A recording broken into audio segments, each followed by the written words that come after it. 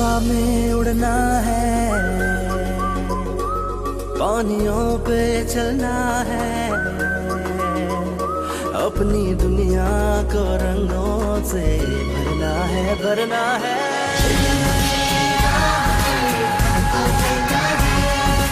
मैं पढ़ूंगा, मुझे पढ़ना लिखना है। मैं पढ़ूंगा,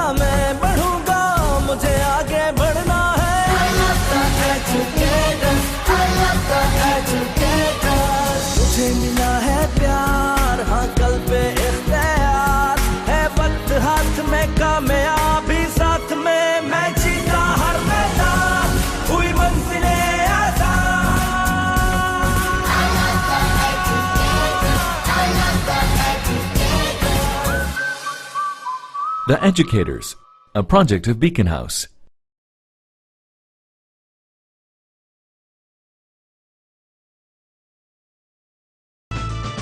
मैं पाकिस्तानी बच्चा हूँ, मैं काम करूँगा बड़े बड़े। मैं पाकिस्तानी बच्चा हूँ, मैं काम करूँगा बड़े बड़े। मैं पाकिस्तानी बच्चा हूँ।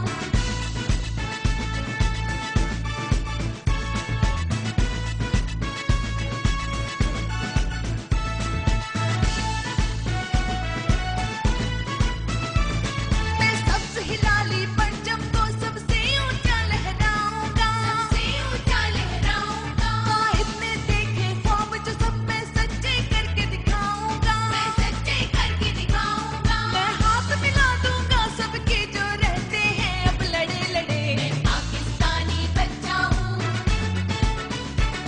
मैं पाकिस्तानी बच्चा हूँ। मैं काम करूँगा बड़े बड़े। मैं पाकिस्तानी बच्चा हूँ।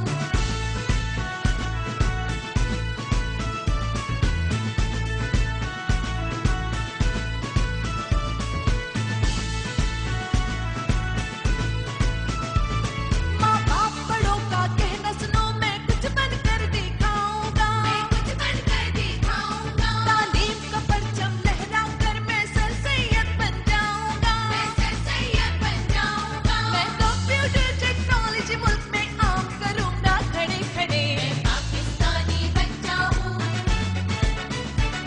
मैं पाकिस्तानी बच्चा हूँ। मैं काम करूंगा बड़े बड़े। मैं पाकिस्तानी बच्चा हूँ।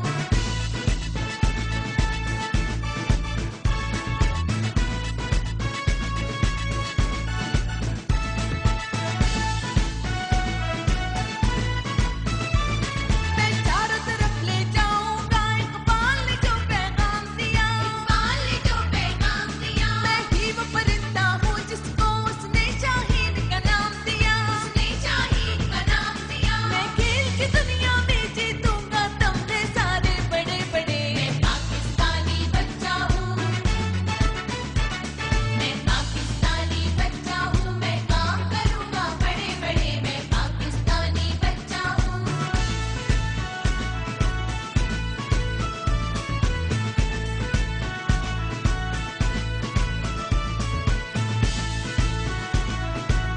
बिस्मिल्लाहिर्रहमानिर्रहीम। د ټولو نه مخکې به زه خپل تعارف وکړم چې زما نوم کرنل هدایت الله خان دی، د زیدې کلي یم او دا ایجوکیټر سکول زما او ما سره د نورو ملګرو ملکیت دی، خو د دې د ایڈمنسټریشن، د دې د مینجمنټ، د دې د چلولو ټوله ریسپانسیبیلیټي دا زما. نو خبره دا ده چې د ایجوکیشن سیستم دا چلول چې دی نو دا زما په ذمه باندې دي. نو ځکه د دې دا نگرانی زه کومه، زما په نگرانی کې چلیږي. دا سکول ایجوکیټرز ثوابي کیمپس 12-14 کاله د دې سکول د قیام وشو او زه د تیرو 3 کالو نه د دې سکول نگرانی کوم. دا د الله په فضل سره روز پر روز زما په نگرانی کې ترقی کوي د دې ایجوکیشن سیستم. او د هغې وجه دا ده چې زمونږ څه اهداف دي، څه ټارګټس دي، هغه اچیو کول غواړو. نو مونږ هره راتلونکې ورځ څه نه څه نوي کول غواړو په دې کې چې هغه سبا دپاره یو مونږ ته داسې نتیجه راکړي داسې رزلټ راکړي چې د ایجوکیشن په حواله د دې علاقې د بچو د ایجوکیشن په حواله د هغوی د مستقبل په حواله مونږ مطمئن شو. زه به صرف یو څو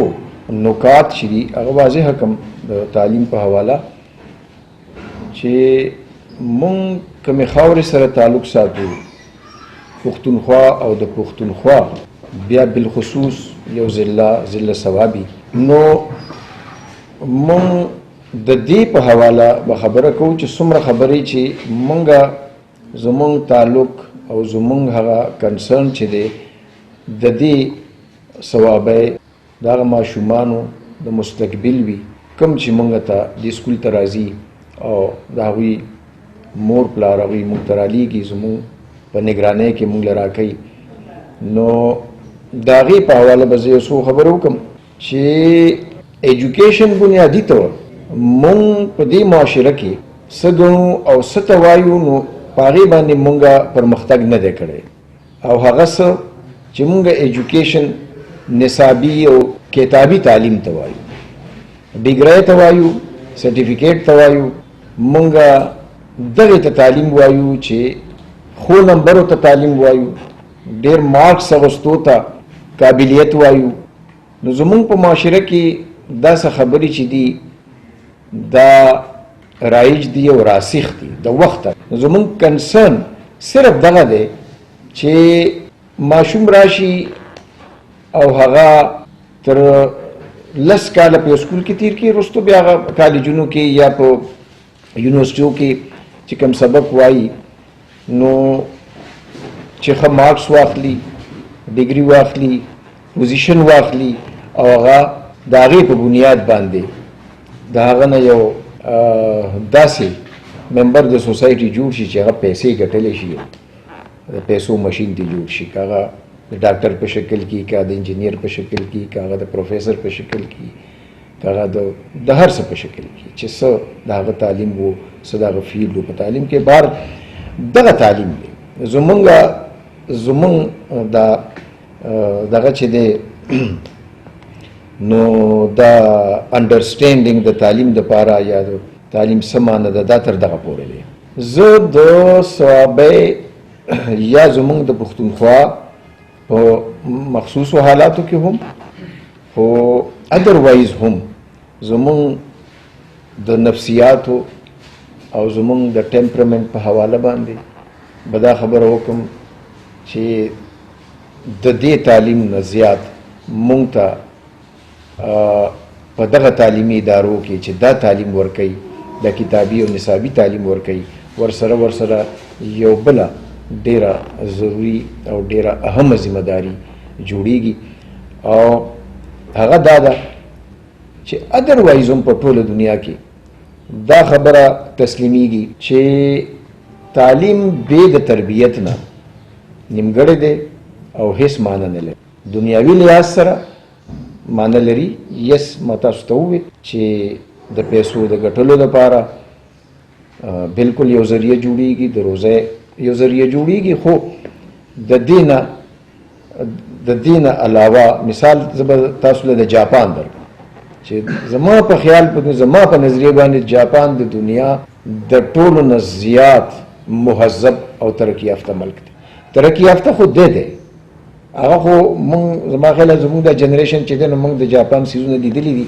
او مونږ د هغې په بنیاد وایو چې د جاپان یو څیز چې به و نو هغه به که ټي وي به و که فریج به و که ګاډی به نو هغه به یو ضمانت د دې خبرې چې دا به ټول عمر چلیږي د الله فضل سره چې کوم زمونږ د ایجوکیټر سکول زمونږ چې کوم ایجوکیشن سیسټم دی دا د بیکن هاوس هغه سکول سیسټم دی هغه ایجوکیشن سیسټم دی هغه په خپله ډېر ایډوانس او ډېر ماډرن